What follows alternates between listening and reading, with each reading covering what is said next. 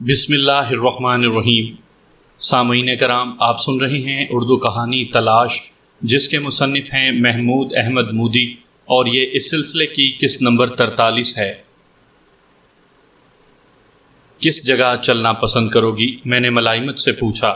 کسی ایسی جگہ جہاں صبح خرامی سے ندی بہہ رہی ہو، ڈھلواں کنارے پر سرسبز گھاس ہو، کہیں کہیں درخت بھی سایہ کیے کھڑے ہوں اور ہوا کی سرسراہٹ کے ساتھ جھک جھک کر گویا ندی سے سرگوشیاں کر رہے ہوں، کہیں کہیں زرد اور نیم زرد پتے بکھرے پڑے ہوں۔ بولو، لے چلو گے؟ وہ آنکھیں کھول کر مسکرائی۔ کیوں نہیں؟ میں نے اس کے رخسار تھپ تھپائے، پھر اس کا ہاتھ تھاما اور نیچے آ کر ہم کرائے کی اوپل میں بیٹھ کر نہر کی طرف روانہ ہو گئے۔ موسم بے حد خوشگوار تھا، سردیوں کی مدھم سی دھوپ پھیلی ہوئی تھی، ہوا میں زیادہ خنکی نہیں تھی۔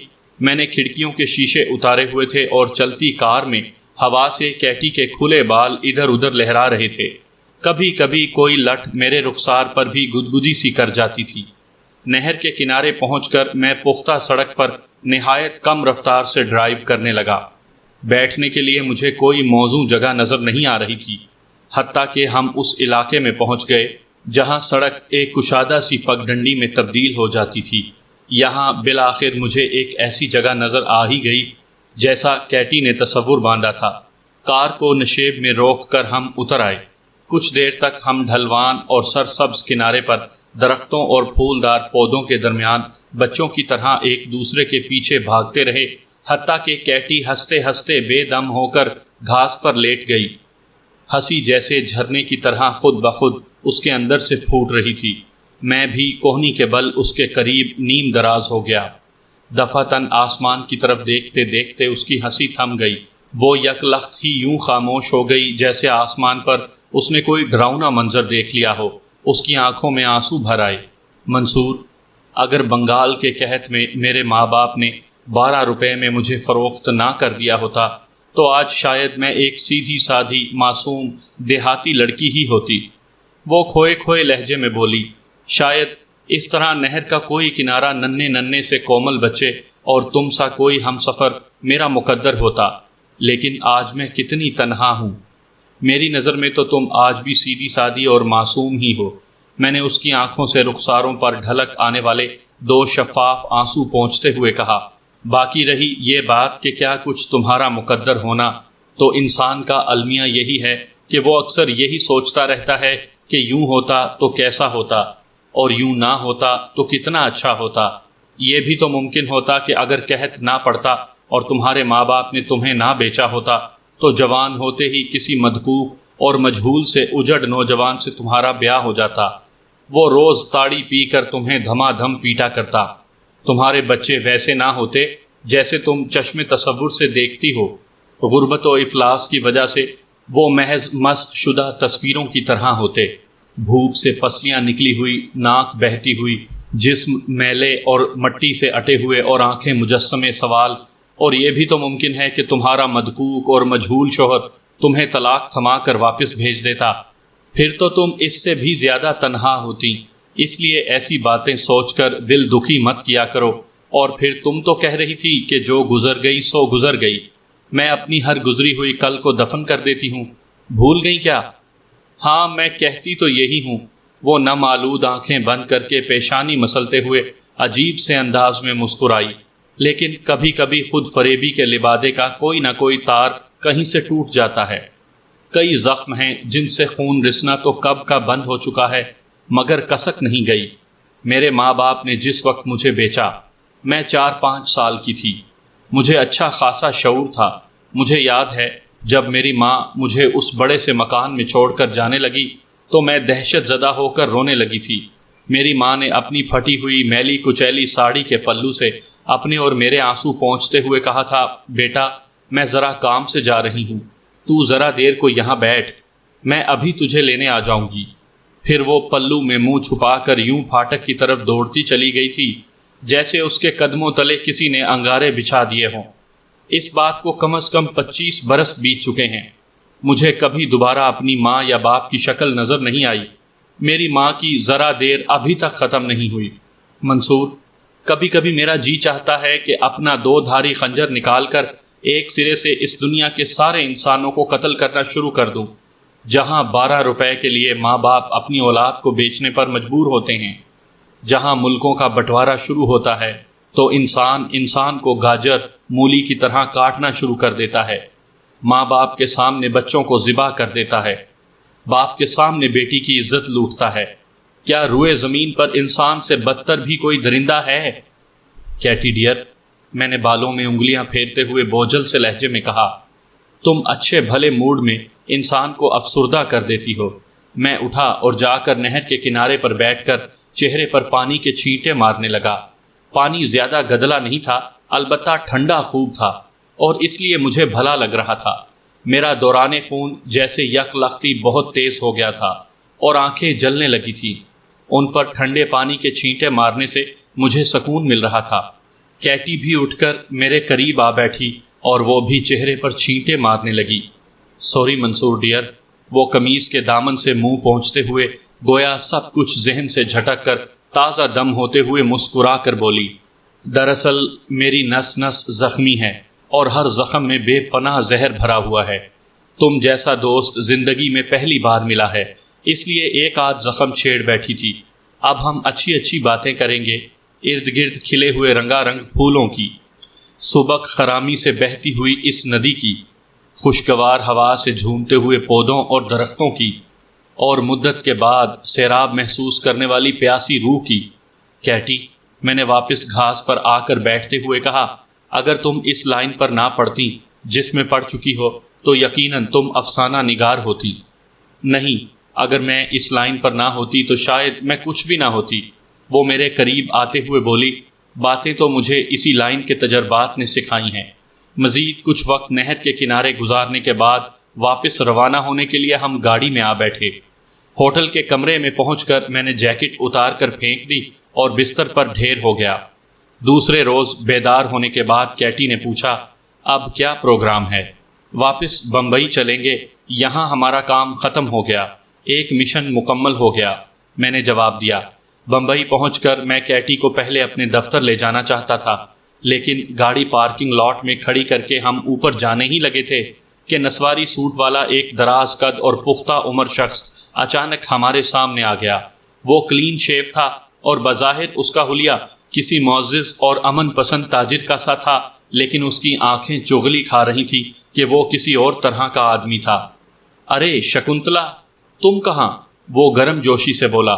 کیٹی نے سرد نگاہوں سے اس کی طرف دیکھا اور بولی، میں اب شکنتلا نہیں، کیٹی ہوں۔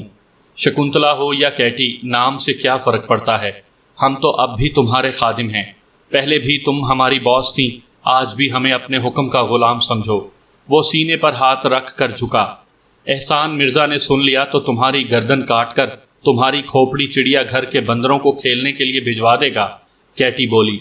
نہیں نہیں، وہ شخص ہنسا، وہ اب تم سے خفا نہیں ہے، حالات بہت بدل گئے ہیں، باس بھی بدل گیا ہے، اندر سے وہ بہت پریشان ہے، بلکہ اگر تم میری ایک درخواست مانو اور چل کر اسے ملو تو چاہے وہ ظاہر نہ کرے مگر دل میں بہت خوش ہوگا۔ آپ کی تعریف؟ میں نے اس شخص کی طرف اشارہ کر کے کیٹی سے پوچھا۔ یہ بگا ہے، احسان مرزا کے خاص آدمیوں میں سے ایک ہے، کیٹی نے بے اعتنائی سے بتایا۔ میرے ذہن میں یادوں کی ایک تیز رفتار سی فلم چل پڑی۔ اس دوران کیٹی اس شخص سے مخاطب ہوئی، مجھے احسان مرزا سے ملنے کا کوئی شوق نہیں، لیکن میرے ساتھ یہ جو منصور مغل صاحب ہیں، اگر یہ مجھے اجازت دیں گے اور تم انہیں ساتھ لے کر چلنے کی حامی بھرو گے تو ہم چلیں گے۔ کیٹی نے سوالیہ نظروں سے میری طرف دیکھا۔ میں نے رضامندی کے سے اظہار کے لیے کندھے اچکا دیے۔ میں اس وقت اس سے مل لینے میں کوئی حرج نہیں سمجھ رہا تھا، بس ویسے ہی ذرا اس شخص کو دیکھنے کو جی چاہ رہا تھا کہ اتنے برسوں میں اس میں کیا تبدیلیاں آئی ہوں گی۔ کیوں نہیں، بگا خوشی سے بولا۔ اس نے آنکھوں ہی آنکھوں میں گویا مجھے تول لیا تھا اور فیصلہ کر لیا تھا کہ میں بھی کام کا آدمی تھا۔ پھر وہ بولا، مگر تم دونوں کو میرے ساتھ میری گاڑی میں چلنا پڑے گا۔ میں نے کوئی اعتراض نہ کیا۔ ہم اس کے پیچھے چل دیے۔ سڑک کے پرلی طرف سیاہ رنگ کی ایک کیڈلک کھڑی تھی۔ میں اور کیٹی پچھلے دروازے کھول کر عقبی سیٹ پر پاس بیٹھ گئے۔ بگا نے گاڑی سٹارٹ کی اور چند لمحے بعد گاڑی سڑک پر فراٹے بھرنے لگی۔ بگا نہایت مشاق ڈرائیور تھا اور گاڑی بھی بہت عمدہ تھی۔ تھوڑی ہی دیر میں ہم میلوں کا فاصلہ طے کر گئے۔ چند منٹ کے لیے ہم شہر کی نواحی سڑکوں پر سے شور ٹریفک کے درمیان سے بھی گزرے، لیکن ایک بار پھر ساحلی علاقے میں آ گئے۔ کئی چھوٹی چھوٹی پرپیچ اور ویران سڑکوں پر سے گزرنے کے بعد گاڑی ایک قدرے کشادہ اور ہموار سڑک پر مڑ گئی، جس کے آغاز پر ہی پرائیویٹ کا سائن بورڈ لگا ہوا تھا۔ اس سڑک کے دونوں طرف کھجور کے درختوں کی قطاریں تھیں۔ چند لمحے بعد ہی مجھے ایک پیلس دکھائی دے گیا۔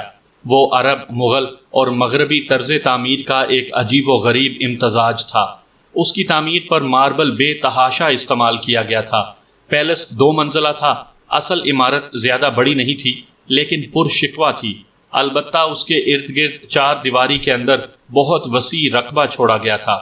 عظیم الشان آہنی گیٹ کھلا ہی تھا۔ گاڑی ڈرائیو وے میں داخل ہو گئی، لیکن فوراً ہی رک گئی۔ ایک ایسی آہنی رکاوٹ سامنے آ گئی تھی جیسی عموماً ریلوے کراسنگ پر ہوتی ہے۔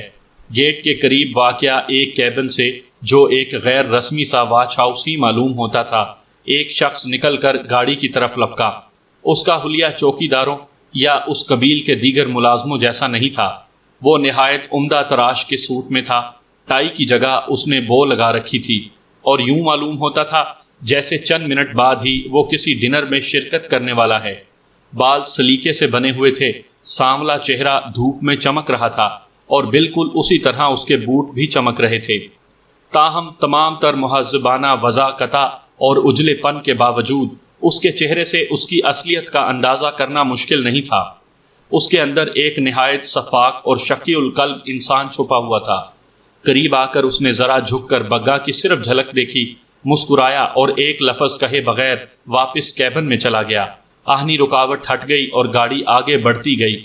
اصل عمارت کے قریب فرنٹ پورچ میں گاڑی سے اتر کر ہم ماربل کی چند سیڑھیاں چڑھ کر محرابی دروازوں سے گزر کر دروازے تک پہنچے۔ ایک باوردی ملازم نے بگا کو دیکھ کر جلدی سے دروازہ کھول دیا۔ یہ دروازہ ایک ایسے طویل و عریض ہال کا تھا جس میں ایک طرف باقاعدہ ریسیپشن بنا ہوا تھا، ایک طرف لاؤنج تھا۔ ہال کے وسط میں ایک بیضوی قالین بچھا ہوا تھا، دور سے محض سفید جھاگ کی طرح معلوم ہوتا تھا۔ چھت میں بڑے خوبصورت فانوس آویزاں تھے۔ فرش کا جو تھوڑا بہت حصہ قالین سے ڈھکا ہوا نہیں تھا، پالش شدہ تھا اور مدھم روشنی میں بھی چمک رہا تھا۔ لاؤنج میں سینٹر ٹیبل میں اخبارات، رسالے، حتیٰ کہ شیلفوں میں کتابیں تک موجود تھیں۔ اس جگہ کی ترتیب و آرائش نہایت عمدہ تھی۔ ریسیپشن پر ایک خوبصورت اور مستعد سی لڑکی بھی موجود تھی، جس کے ارد گرد اور سامنے کاؤنٹر پر وہ تمام لوازمات موجود تھے جو ایک ریسیپشنسٹ کے پاس ہونے چاہیے۔ وہ بگا کی طرف دیکھ کر مسکرائی، لیکن اس نے انٹرکام یا سوئچ بورڈ کی طرف ہاتھ نہیں بڑھایا۔ بگا کو غالباً رسمیات کی ضرورت نہیں تھی، تاہم لڑکی نے پینسل اٹھا کر ایک رجسٹر میں کچھ لکھا تھا۔ بگا اس کے قریب سے گزرا تو اس نے سرگوشی نما لہجے میں بتایا، باس تو سوئمنگ پول پر ہے، تم باہر سے ہی گھوم کر چلے جاتے۔ اب تو اندر آ گیا ہوں، اندر ہی سے جاؤں گا۔ بگا نے بھی مدھم لہجے میں جواب دیا اور ہمیں ساتھ لیتا بڑھتا چلا گیا۔ اس حال سے گزر کر ہم ایک راہداری میں پہنچے۔ بگا نے کسی اور کمرے کا رخ نہیں کیا، سیدھا چلتا رہا۔ راہداری کے اختتام پر ہمیں ایک بٹلر ملا۔ بگا کو دیکھ کر وہ بھی مسکرا دیا۔ انہیں اپنی ذمہ داری پر لے جا رہے ہو نا؟ بٹلر نے ہماری طرف اشارہ کرتے ہوئے بگا سے پوچھا۔ تمہیں معلوم ہے نا باس کن کن مقامات پر نئے آدمیوں کی آمد کو پسند نہیں کرتا۔ یہ نئے آدمی نہیں ہیں گدھے۔ بگا نے اسے ایک طرف ہٹایا اور بڑھتا چلا گیا۔ پچھلے دروازے سے نکل کر ماربل کی چند سیڑھیاں اتر کر ہم کھلے لان میں پہنچ گئے۔ سامنے ہی نہایت خوبصورت بیضوی سوئمنگ پول تھا، جس کے کناروں پر 2 طرفہ ڈائیونگ بورڈ اور رنگین چھتریاں نصب تھیں۔ ایک طرف کئی ربڑ بیڈ اور آرام دہ کرسیاں بکھری ہوئی تھیں۔ سوئمنگ پول کے پرلے کنارے پر ایک ربڑ بیڈ پر احسان مرزا نیم دراز تھا۔ وہ ذرا بھی تو نہیں بدلا تھا۔ گزرے برسوں نے اس کے سراپا پر اپنا کوئی نقش نہیں چھوڑا تھا۔ وہی مختصر سا جسم، وہی بندر کی شکل اور وہی چھوٹے چھوٹے چھدرے بال جو پانی میں بھیگے ہونے کے باوجود سیدھے کھڑے تھے۔ 4 نہایت کم عمر اور نوخیز لڑکیاں تیراکی کے لباس میں اس کے گرد موجود تھیں۔ ان میں سے 2 کسی لوشن سے اس کی مالش اور مساج کر رہی تھی۔ ایسے مناظر دیکھ کر مجھے ایک عجیب سا احساس ہوا کرتا تھا، کیا عورت اتنی ہی سستی تھی کہ صرف دولت سے خریدی جا سکے؟ بگا نے ہمیں وہیں رکنے کا اشارہ کیا اور خود پول کے گرد گھوم کر دوسری طرف چلا گیا۔ احسان مرزا نے ہماری طرف آنکھ اٹھا کر بھی نہ دیکھا، وہ صرف بگا کو دیکھ رہا تھا، ہم گویا وہاں موجود ہی نہیں تھے۔ سور کا بچہ، کیٹی اس کی طرف دیکھتے ہوئے غیر محسوس طور پر بڑبڑائی۔ میں نے اپنی زندگی کے سنہری سال اس شخص کی بھیٹ چڑھا دیے، نہ جانے کتنی مرتبہ اپنی زندگی خطرے میں ڈال کر اسے کروڑوں کا فائدہ پہنچایا، اور آج یہ میری طرف دیکھ بھی نہیں رہا۔ میں خاموشی سے کھڑا بالوں میں انگلیاں پھیرتا رہا اور گرد و پیش کا جائزہ لیتا رہا۔ بگا کئی منٹ تک احسان مرزا سے مصروف گفتگو رہا، پھر اس نے ہماری طرف بھی اشارہ کیا۔ احسان مرزا نے صرف ایک نظر ہماری طرف دیکھا اور دوبارہ بگا کی طرف متوجہ ہو گیا۔ پھر بگا نے ایک ہینڈ بیگ اس کے حوالے کیا۔ وہ غالباً کسی مہم سے کامیاب واپس آیا تھا اور اس کی تفصیل احسان مرزا کے گوش گزار کر رہا تھا۔ احسان مرزا نے بیگ کھول کر دیکھا اور دوسرے ہی لمحے اس کے حلق سے ایک پتلی لیکن تیکھی اور تیز مجنونانہ سی آواز نکلی۔ نہایت ہی غیر متوقع طور پر وہ بیٹھے بیٹھے یک لخت ہی ہوا میں کئی فٹ اونچا اچھلا اور غڑپ سے سوئمنگ پول میں جا گرا۔ وہ مچھلی کسی تیزی و مشاقی سے سوئمنگ پول میں چکر کاٹ رہا تھا اور ہاتھ پیروں کو برائے نام جنبش دے کر نہایت تیزی سے تیر رہا تھا۔ کئی بار اس نے پانی سے سر نکالا اور نیم حیوانی سا کہکہا لگایا۔ خوشی کے اظہار کا یہ عجیب ہی طریقہ تھا۔ میں مسکرائے بغیر نہ رہ سکا۔ بگا بھی اپنی جگہ کھڑا مسکرا رہا تھا اور چاروں لڑکیاں کاہلی آمیز سی نظروں سے سوئمنگ پول کی طرف دیکھ رہی تھی، جیسے ان کا بس چلے تو وہیں لیٹ کر سو جائیں۔ بالآخر احسان مرزا سوئمنگ پول سے نکل آیا۔ لڑکیوں نے اس کا اشارہ پا کر اسے گاؤن اور سلیپر پہنائے۔ وہ بگا کے ساتھ ہماری طرف آیا۔ جب وہ میرے سامنے کھڑا ہوا تو بالکل بونا معلوم ہو رہا تھا۔ میری طرف اس نے اب بھی نہ دیکھا اور کیٹی کو سر تاپا گھورنے کے بعد سوں سوں کرتے ہوئے بولا، تمہاری صورت دیکھنا میں صرف اس لیے گوارا کر رہا ہوں کہ تم اس وقت ایک خوشخبری کے ساتھ آئی ہو، اور ہم دونوں تمہاری صورت دیکھنا اس لیے گوارا کر رہے ہیں کہ بگا ہمیں بصد اصرار ساتھ لے آیا ہے۔ میں نے گویا کیٹی کی طرف سے جواب دیا، ورنہ ہم میں سے کسی کو تمہارا یہ حسین چہرہ دیکھنے کا اشتیاق نہیں تھا۔ بگا کا رنگ فک ہو گیا اور ایک لمحے کے لیے تو کیٹی کی رنگت بھی متغیر ہو گئی۔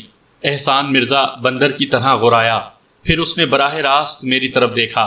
اس کے پتلے پتلے ہونٹ نیم وا تھے اور ان پر ایک نیم حیوانی سا کھچاؤ تھا۔ ان کے عقب سے اس کے چھوٹے چھوٹے چھدرے لیکن نوکیلے سے دانت یوں جھانک رہے تھے جیسے کسی بھیڑیے نے شکار کی بو سونگھ لی ہو۔ اس نے مجھے یوں سر تا پا دیکھا جیسے فیصلہ کر رہا ہو کہ میرے پارچے بنوانے کے لیے کون سا طریقہ موزوں رہے گا۔ مرزا جی، کیٹی جلدی سے بول اٹھی، شاید آپ کو یہ جان کر خوشی ہو کہ یہ نوجوان کون ہے۔ یہ وہی ہے جس کا آپ نے اسٹیج پر جوڈو کراٹے کا مقابلہ دیکھا تھا اور اسے تنظیم میں شامل ہونے کی دعوت بھی دی تھی۔ آج کل یہ بہت بڑا بزنس مین ہے۔ منصور مغل۔ احسان مرزا اپنی پلکوں سے محروم آنکھیں جھپکائے بغیر ایک ٹک میری طرف دیکھتے ہوئے خود کلامی کے سے لہجے میں بڑبڑایا اور میں اس کی یادداشت پر دنگ رہ گیا۔ پھر اس نے یہ کہتے ہوئے اور بھی حیران کر دیا، لیکن مجھے اس میں کچھ ایسی تبدیلیاں نظر آ رہی ہیں جو نہیں ہونے چاہیے تھی۔ بے شک یہ اس وقت کم سن تھا مگر اب جوان ہو گیا ہے، لیکن اب ایسی بھی کیا تبدیلی؟ اس وقت اس کے بال بھورے تھے، اب سیاہ نظر آ رہے ہیں۔ اس وقت اس کی ناک کے قریب مسا نہیں تھا۔ بال میں نے ڈائی کیے ہیں، مسا مصنوعی ہے۔ میں نے اپنے لہجے میں قدرے بیزاری کا اظہار کرتے ہوئے کہا، او تو گویا تم واقعی منصور مغل ہو۔ احسان مرزا مسرت سے چلایا۔ وہ اپنی توہین کو یکدم بھول گیا۔ یہی تو میں سوچ رہا تھا کہ احسان مرزا سے اس لہجے میں گفتگو کرنے کی جرت کون کر سکتا ہے۔ بہت خوب، بہت خوب۔ میں بتا نہیں سکتا کہ تمہیں دوبارہ دیکھ کر مجھے کس قدر خوشی ہو رہی ہے، بالکل اسی طرح جیسے کسی دیہاتی باپ کا بیٹا ولایت پاس کر آیا ہو۔ معلوم نہیں کیوں مجھے تم سے ایسی انسیت سی کیوں ہوتی ہے۔ اگر شکنتلا اپنے لیے تمہاری سفارش لے کر آئے تو میں اسے تنظیم میں نہایت عزت سے دوبارہ رکھنے کو تیار ہوں۔ نہیں، اسے رکھنے کی ضرورت نہیں، میں نے اس کی بات کاٹ دی، اسے میں نے رکھ لیا ہے۔ اوہ! احسان مرزا نے شریر نظروں سے میری طرف دیکھا۔ تم نے اس جوانی ہی میں عورتیں رکھنی شروع کر دی یا پھر تم نے بھی کوئی تنظیم بنا لی ہے؟ نہیں، مجھے نہ تو عورتیں رکھنے کا شوق ابھی پیدا ہوا ہے اور نہ ہی میں گروہ بازی میں پڑا ہوں، میں نے جواب دیا۔ میں ایک شریف اور جائز کاروبار میں یقین رکھنے والا بزنس مین ہوں، لیکن یہ لڑکی جائز اور شریفانہ کام تو کوئی نہیں کر سکتی۔ احسان نے ہونٹ سکیڑ کر مصنوعی سنجیدگی سے کیٹی کی طرف دیکھا۔ کیٹی کے چہرے پر ایک لمحے کے لیے خجالت کے آثار ابھرے تھے، لیکن فوراً ہی اس کا چہرہ تاثر سے عاری ہو گیا تھا۔ یہ تو اپنی اپنی سمجھ کا پھیر ہے، میں نے مسکراتے ہوئے کہا۔ اچھا چلو چلو اندر چلو، احسان مرزا نے میری کمر پر ہاتھ رکھتے ہوئے کہا، پھر وہ بگا کی طرف مڑا۔ مال کو ٹھکانے پر پہنچا دو۔ تمہیں معلوم ہے میں اپنی رہائش گاہ پر اس قسم کی چیزوں کی چند منٹ سے زیادہ موجودگی پسند نہیں کرتا۔ شکنتلا کو گیسٹ ہاؤس میں لے جاؤ اور اس کے آرام و آسائش کے لیے خصوصی ہدایات دے دو۔ یہ دونوں کم از کم آج تو یہیں رہیں گے۔ اور منصور، تم میرے ساتھ اندر چلو، میں تم سے تخلیہ میں بہت ساری باتیں کرنا چاہتا ہوں۔ بگا کیٹی کو ساتھ لیے ایک طرف چلا گیا اور میں احسان مرزا کے ہمراہ اندر آ گیا۔ راہداری میں چند قدم چل کر اس نے بائیں ہاتھ پر ایک دروازہ کھولا۔ یہ ایک طویل و عریض آراستہ و پیراستہ کمرہ تھا۔ میں ایک نرم صوفے میں دھنس چکا تو احسان مرزا دیوار گیر بار کی طرف بڑھ گیا اور اپنے لیے جام تیار کرتے ہوئے بولا، تمہارے لیے کیا بناؤں؟ شکریہ، میں پیتا نہیں ہوں، میں نے جواب دیا۔ بہت خوب، وہ بولا، تم میں وہ تمام خوبیاں موجود ہیں جو میں اپنے کسی پسندیدہ ترین آدمی میں دیکھنا چاہتا ہوں اور جو مجھے ابھی تک نہیں ملا۔ جام، بوتل، آئس ٹرے، سوڈا اور سائلن وغیرہ ٹرالی پر سجائے وہ میرے مقابل آ بیٹھا۔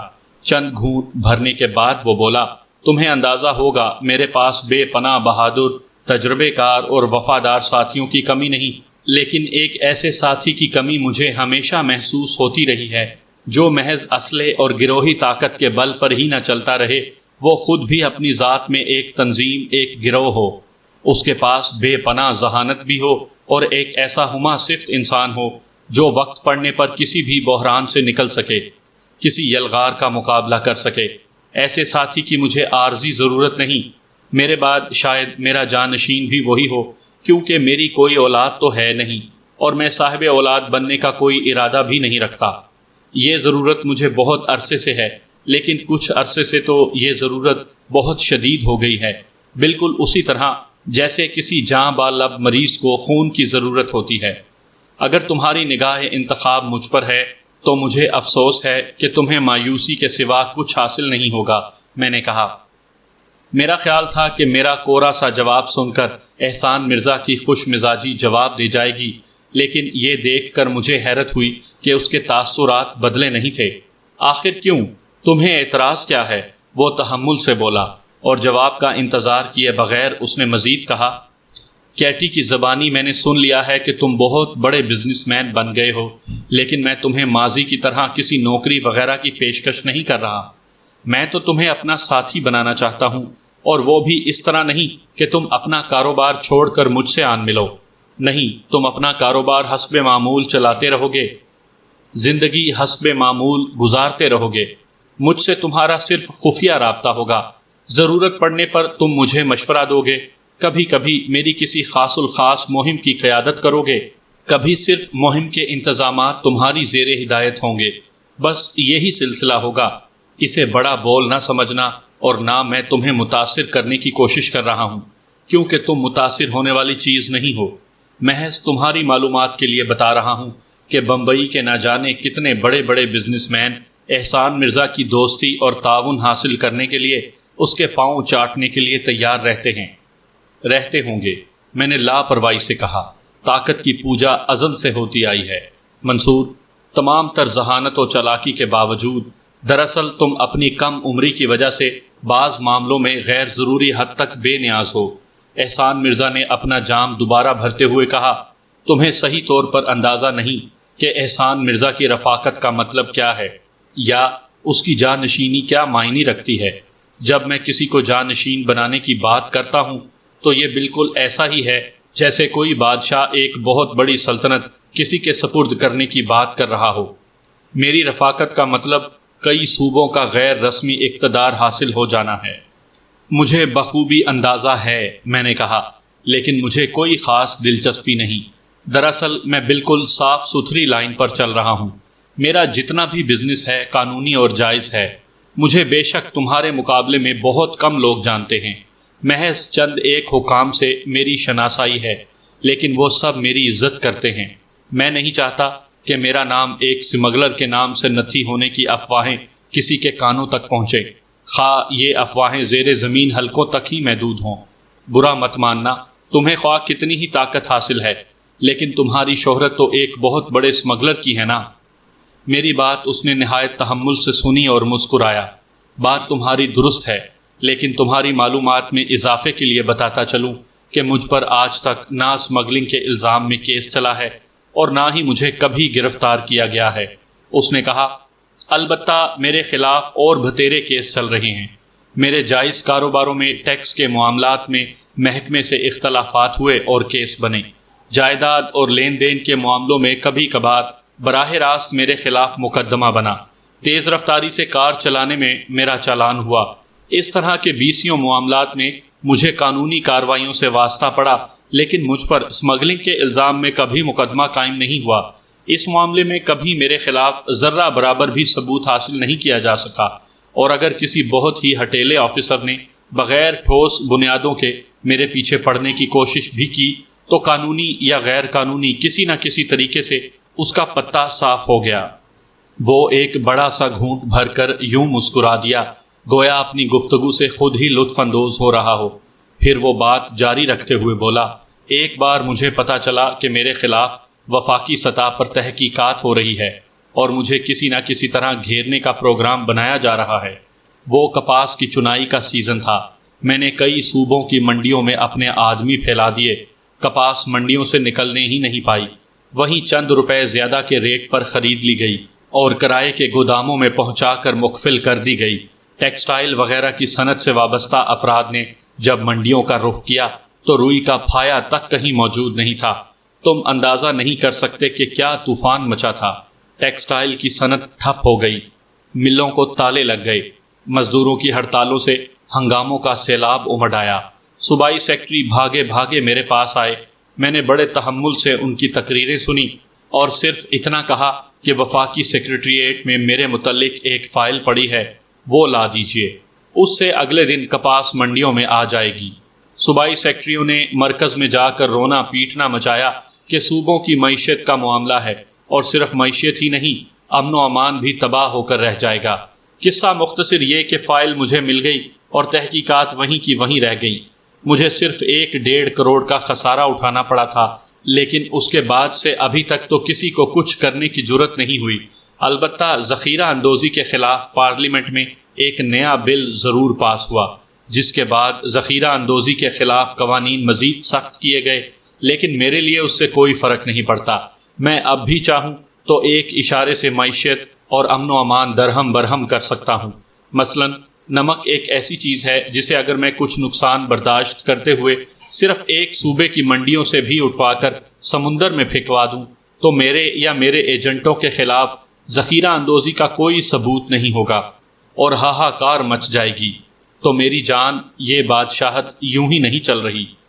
مجھے یہ سب کچھ سن کر کوئی حیرت نہیں ہوئی۔ میں نے قدر مبالغے سے کام لیا۔ البتہ اپنی معلومات میں مزید اضافے کے لیے میں یہ جاننا چاہتا ہوں کہ اپنی اس بے پناہ طاقت اور جاہ و جلال کے باوجود تمہیں اپنی بادشاہت میں مجھ جیسے ایک حقیر آدمی کی ضرورت کیوں ہے؟ ہاں، میں تمہیں یہی بتانے جا رہا تھا۔ وہ جام ہاتھ میں اٹھائے کمرے میں ٹہلنے لگا۔ مسائل بہت پھیل گئے ہیں۔ بادشاہت جتنی وسیع ہو چکی ہے، مسائل بھی اتنے ہی وسیع ہیں۔ کچھ عرصے سے صورتحال کچھ ایسی ہے کہ فیصلوں اور انتظامات کے معاملے میں تنہا اپنی ذات کو ناکافی محسوس کرتا ہوں، اور پھر یہ لائن کچھ ایسی ہے کہ ادھر آپ سے ذرا سی چوک ہوئی، کسی ساتھی یا کسی عہدیدار کے انتخاب میں ذرا سی غلطی ہوئی اور آپ گئے۔ اس نے ہاتھ سے گردن کٹنے کا اشارہ کیا۔ بہرحال یہ معاملات تو جوں توں کر کے چلتے ہی رہتے ہیں، لیکن اصل مسئلہ یہ ہے کہ میری بادشاہت کو خطرہ لاحق ہو گیا ہے۔ میری سلطنت کی دیواریں لرز رہی ہیں۔ اس کے چہرے پر فکر مندی جھلک آئی تھی اور وہ کھڑکی کے قریب کھڑا جام کو دھیرے دھیرے انگلیوں میں گھما رہا تھا۔ کیا کوئی دوسرا گروہ تمہارے مال پر ہاتھ ڈالنے لگا ہے؟ میں نے کہا، یہی تو اصل مسئلہ ہے۔ وہ میری طرف دیکھ کر مربیانہ انداز میں مسکرایا۔ اگر وہ محض ایک گروہ ہوتا تو احسان مرزا کب سے اس کا شیرازہ بکھیر چکا ہوتا۔ مسئلہ اس سے کہیں زیادہ سنگین ہے۔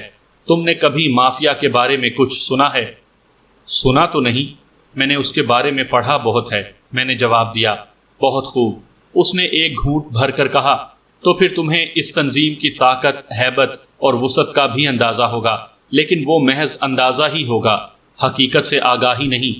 اٹلی سے یہ تنظیم اٹھی تھی، اور جس طرح اس نے امریکہ، انگلینڈ، فرانس اور چند ایک یورپی ممالک میں پنجے گاڑے ہیں، اس کا کچھ تمہیں علم ہی ہوگا، اور یہ بھی تم پڑھ چکے ہوگے کہ ترقی یافتہ ممالک اس نظام کے سامنے کس طرح بے بس ہو چکے ہیں۔